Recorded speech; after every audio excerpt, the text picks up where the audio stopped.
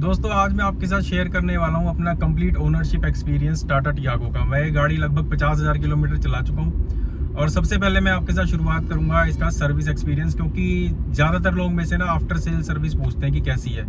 तो सबसे पहले आपको मैं अपनी ऐप दिखाता हूँ जो मैं अभी इसकी लास्ट सर्विस करा के आया हूँ। पहले आप वो देखो, फिर हम आगे की बात करते हैं।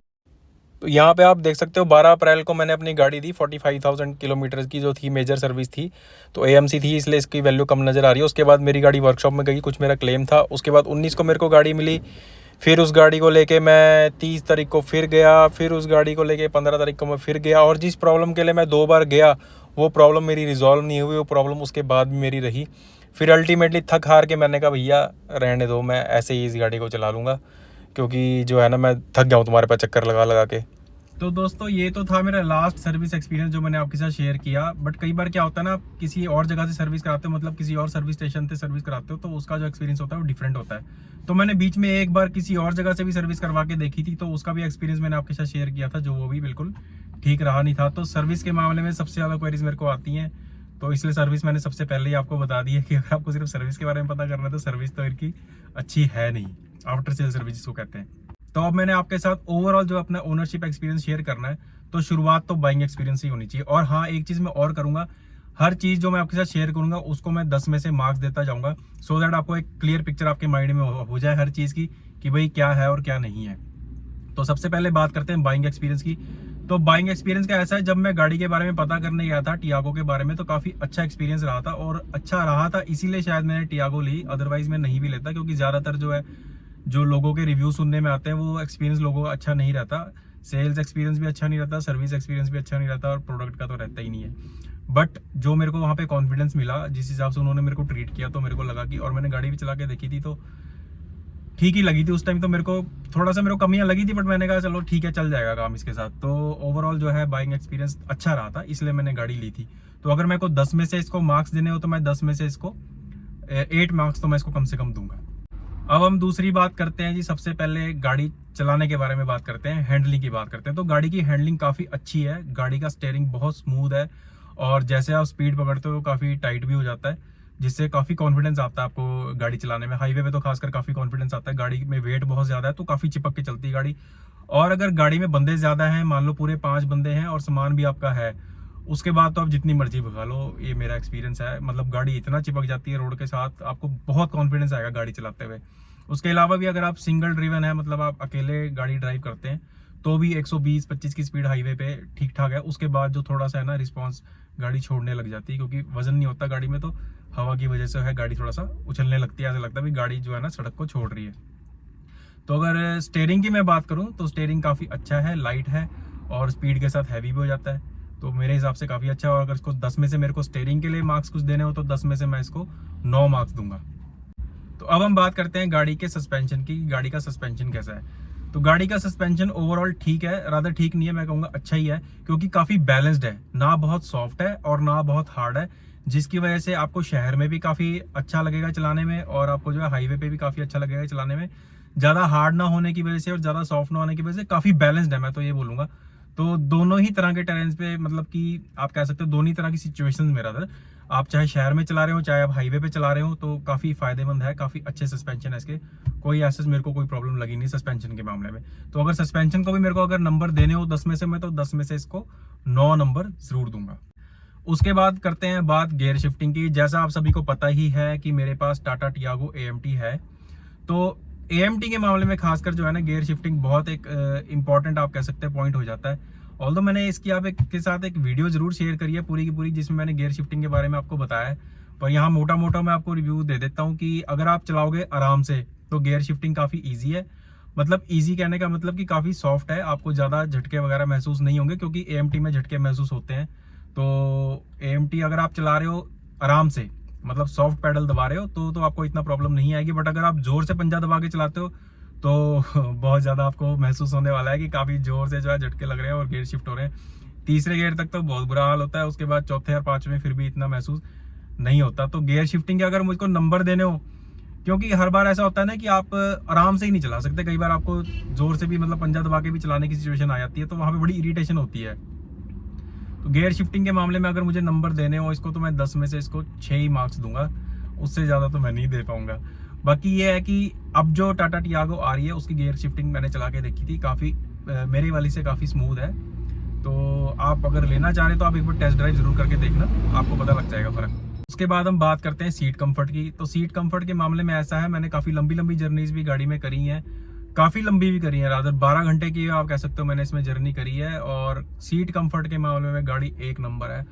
पीछे तो मैं नहीं बैठा था, बट जो पीछे बैठे थे उनके पॉइंट ऑफ व्यू से थोड़ा सा इतना कंफर्टेबल शायद नहीं है इतनी लंबी जर्नी के लिए, बट मैं तो ड्राइव ही कर रहा था तो मेरे को ड्राइविंग में वैसे भी मज़ा आता है।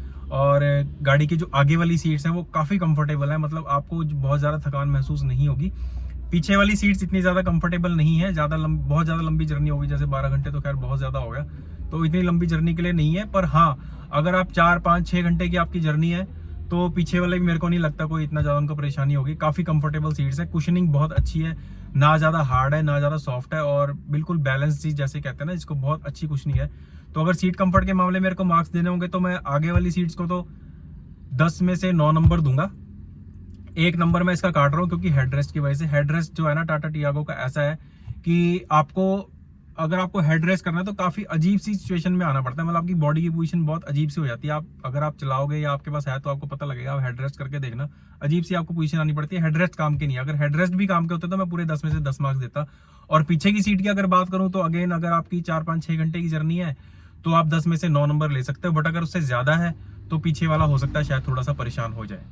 उसके बाद जी सबसे बड़ा सवाल, इंजन रिफाइनमेंट, जिसकी वजह से टाटा से लोग कतराते हैं, टाटा में जाने से लोग कतराते हैं। तो इंजन रिफाइनमेंट की बात करूं तो इंजन रिफाइनमेंट को क्या ही बोलूं, सीधा नंबर ही दे देता हूं, 10 में से 4 नंबर देंगे, क्योंकि इंजन बिल्कुल भी रिफाइन नहीं है, बहुत इरिटेटिंग है।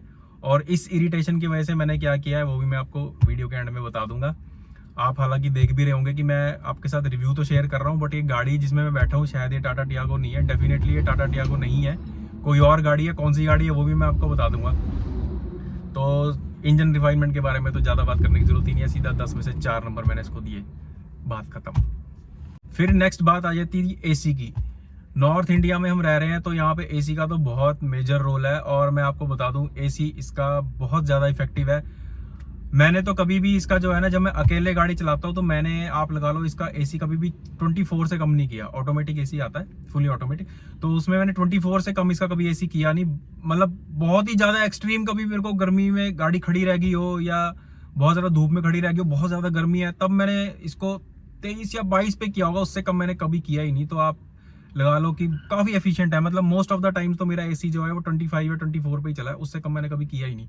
तो एसी की कूलिंग बहुत ज़बरदस्त है इसकी, चाहे वो आप शहर में ले लो चाहे वो हाईवे में ले लो। हाईवे में तो काफ़ी मतलब लगातार गाड़ी चलती रहती है तो काफ़ी ज़्यादा मतलब ठंडा कर देता है गाड़ी। तो अगर आप एसी को, अगर मेरे को मार्क्स देने हो तो 10 में से पूरे 10 नंबर दूंगा, यहाँ पे मैं एसी का कोई नंबर नहीं काटूंगा गाड़ी का। फिर उसके बाद हम बात करते हैं ग्राउंड क्लियरेंस की। आजकल जो है ना हर किसी को एसयूवी ही चाहिए, इसलिए सेडान खत्म हो गई हैं। बाकी सेडान्स के जो फायदे हैं वो तो है ही हैं, अब उसके बारे में चलो क्या बात करना, बट एसयूवी होने की वजह से जो है हर किसी की जो डिमांड है एसयूवी, हर कोई एसयूवी चलाना चाहता है। Small SUV, compact SUV, sub compact SUV, mid size SUV, SUV पता नहीं कौन कौन सी एसयूवी, हर तरह की एसयूवी, एस्प्रेसो भी एसयूवी है, अच्छा एक्स्टर भी एसयूवी है, और मतलब सारी गाड़ियां एसयूवी हैं। मतलब ग्राउंड क्लियरेंस ऊंची कर दी और एसयूवी होगी। मैं सारी गाड़ियों का इसलिए जिक्र कर रहा हूँ क्योंकि बेसिकली हम ग्राउंड क्लियरेंस के लिए एसयूवी बोल के एसयूवी ले रहे हैं, और इसकी जो ग्राउंड क्लियरेंस है मैं ऐसी जगह पे लेगा कभी लगी नहीं।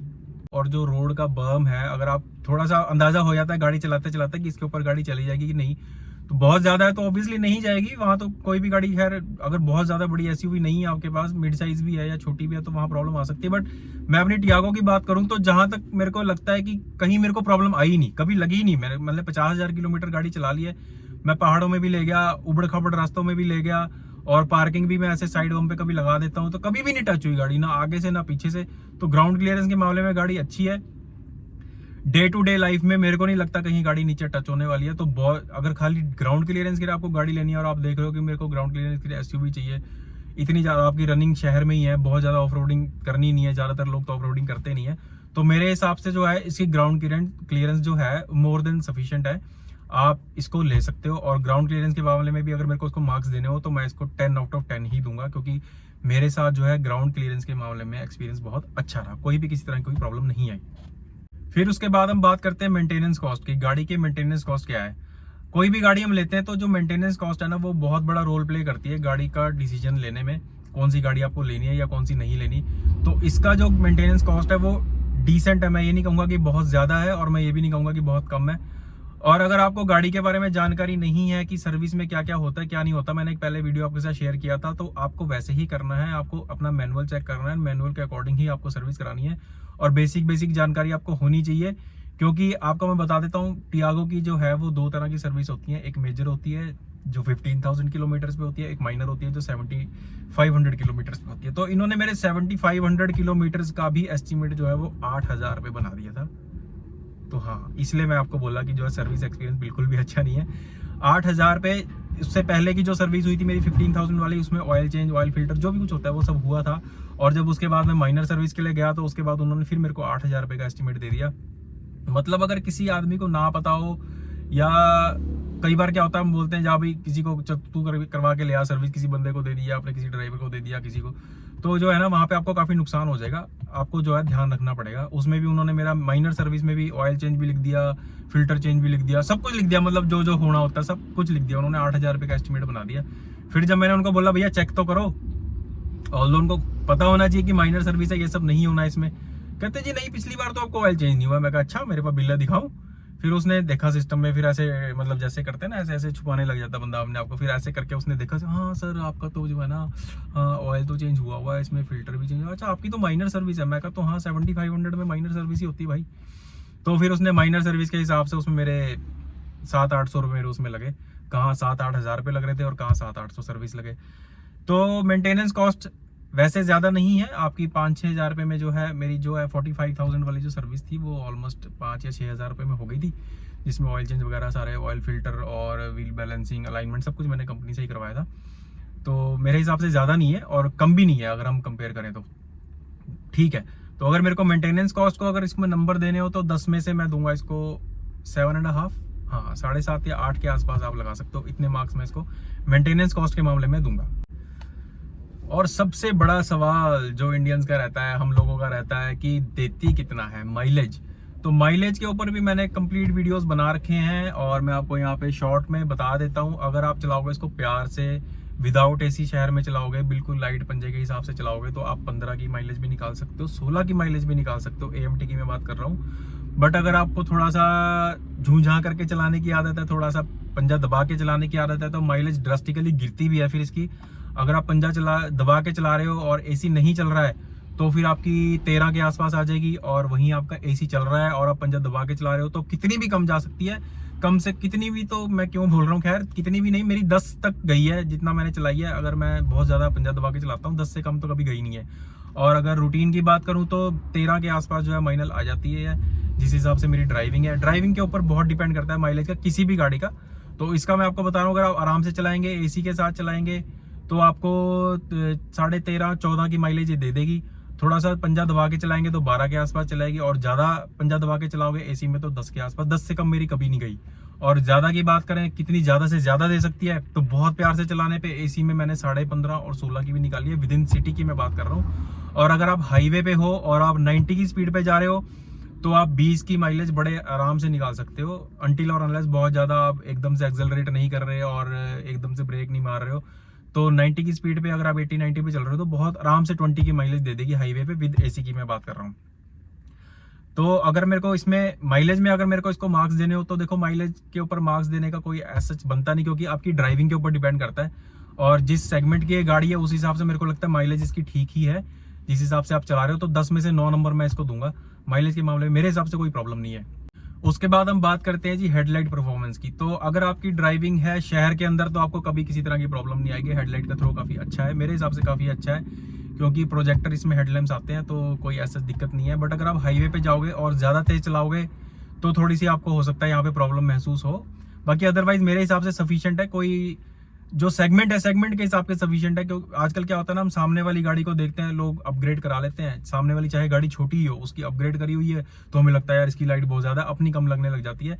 बट अगर आप मेरे से बात करोगे तो एज सच कोई इसको चेंज चून कराने की जरूरत नहीं। मेरे हिसाब से हेडलाइट का थ्रो इसका ठीक है, मुझे कभी एज सच कोई बहुत ज़्यादा प्रॉब्लम आई नहीं। तो अगर हेडलाइट के थ्रो को मेरे को मार्क्स देने हो इसमें से, तो मैं 10 में से 9 नंबर इसको भी दूंगा। सबसे बड़ा सवाल, टाटा लेनी चाहिए या नहीं लेनी चाहिए, ये सबसे बड़ा सवाल हो जाता है। क्योंकि मैंने लगभग 3 साल गाड़ी चलाई और ऑलमोस्ट 50,000 किलोमीटर मैंने गाड़ी चलाई। और मैं आपको बता देता हूँ, फिलहाल जो है वो गाड़ी अब मेरे पास नहीं है, मैंने गाड़ी सेल कर दी है। और over the period of time जो है ना, मेरा पर्सपेक्टिव टियागो के लिए या टाटा के लिए मैं कहूँ तो काफ़ी चेंज हो गया। जो शुरू में था और जो भी स्टोरी हुई मेरे साथ, उसके बावजूद भी मेरा मतलब जो है ना ठीक ही था कि कोई बात नहीं, ऐसे कोई प्रॉब्लम नहीं है।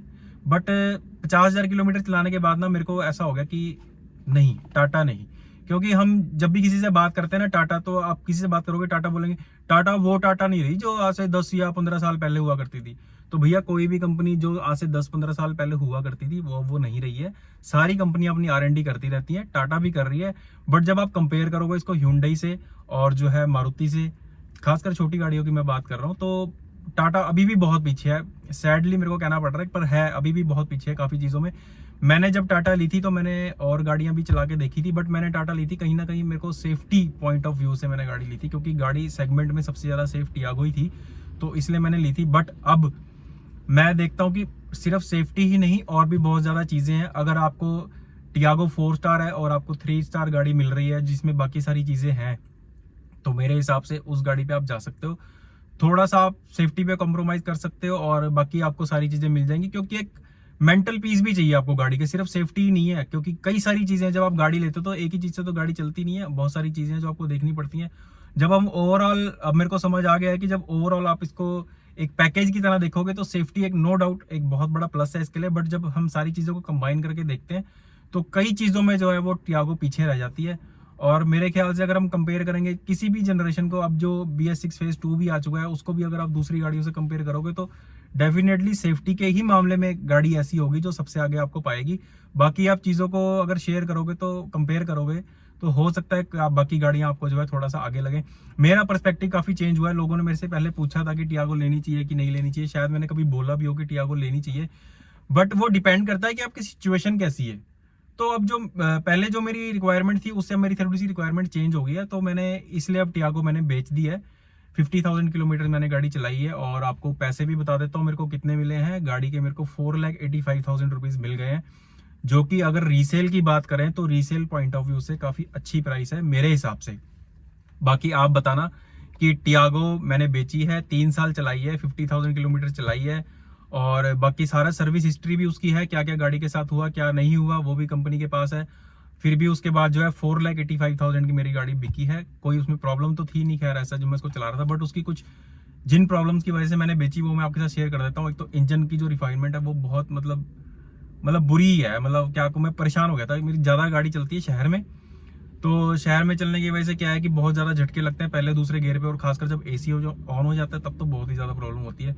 तो इस वजह से बाकी कई बार ऐसा होता है कोई चीज़ आपको सूट नहीं करती, कोई चीज़ जो आपने ली ना वो आपके साथ कुछ ना कुछ उसके साथ चलता रहता। तो वो टियागो मेरे लिए ऐसा प्रोडक्ट बन गया था कि कुछ ना कुछ उसके साथ चलता रहता था। एक चीज़ खत्म नहीं हुई तो दूसरी हो गई, दूसरी नहीं हुई तो तीसरी होगी, तीसरी नहीं हुई तो चौथी होगी, तो कुछ ना कुछ चलता रहता। तो फिर मेरे माइंड में भी यही चलता था कि यार ये कुछ ना कुछ इसके साथ होता ही रहता है। ऑल्दो मैं आपको ये भी बता देता हूँ कि 50,000 किलोमीटर में कहीं भी मेरी गाड़ी कभी भी खड़ी नहीं हुई कि मेरे को ऐसे सोचना पड़ा हो यार अब मैं कहाँ जाऊँ या मैं क्या करूँ, मैं किसको कॉल करूँ या ना करूँ।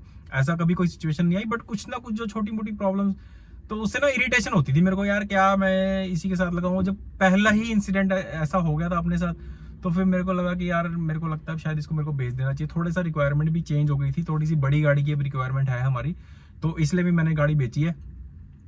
और अब मैं आपको बता दूं मैं चला रहा हूँ होंडा। तो भाई साहब होंडा में ब्रियो चला रहा हूँ, ये 2015 मॉडल है। और मैं आपको लिटरली बता दूं जो मज़ा मेरे को इसको चलाने में आ रहा है ना वो 2021 टियागो चलाने में नहीं आ रहा था। और मेरे को लगता है कि इसको तो जिस हिसाब से चल रही है मेरे को लगता है 5-10 साल और चल जाएगी यार, कोई प्रॉब्लम ही नहीं है। मतलब इतनी स्मूथ है। ये टॉर्क कन्वर्टर आता है इसमें, ब्रियो है मेरे पास, ये भी ऑटोमेटिक है। इतनी मस्त इसकी गियर शिफ्टिंग है। हाँ पर ये जरूर है कि तेल बहुत पीती है। मतलब मैं तो इसको फॉर्च्यूनर ही कहता हूँ मेरी फॉर्च्यूनर है, तेल बहुत ज़्यादा पीती है। बट अगर मैं वैसे बात करूँ तो बहुत मज़ेदार गाड़ी है, मस्त स्टीयरिंग है और थोड़ा सा हैवी ज़रूर है टियागो से कंपेयर करें, बट ठीक है। ओवरऑल पंजा दबाती गोली की तरह गाड़ी जाती है, स्पोर्ट्स कार की आवाज़ देती है, कंफर्टेबल सीट्स हैं, स्पेस बहुत ज़्यादा है। बूट रिक्वायरमेंट जिसको है उसके लिए तो गाड़ी थी नहीं खैर, बूट इसका बहुत छोटा है। बट मेरा जो पर्पज़ फिलहाल ये सॉल्व कर रही है, बहुत जल्द अपने जो है दूसरा जो है प्रोडक्ट आने वाला है, तो वो भी आपके साथ शेयर करूंगा कौन सा हम लेने वाले हैं। तो बने रहिएगा चैनल पे, और वीडियो अच्छी लगी हो, काम की लगी हो तो लाइक करना, शेयर करना, और किसी और के लिए अगर आपको लगता है काम की हो सकती है तो उसके साथ शेयर भी कर देना। तो चैनल को सब्सक्राइब कर लीजिए, अगली चीज़ आने वाली है, मैं आपके साथ शेयर करूंगा हम क्या लेने वाले हैं। तब तक के लिए take care and bye bye.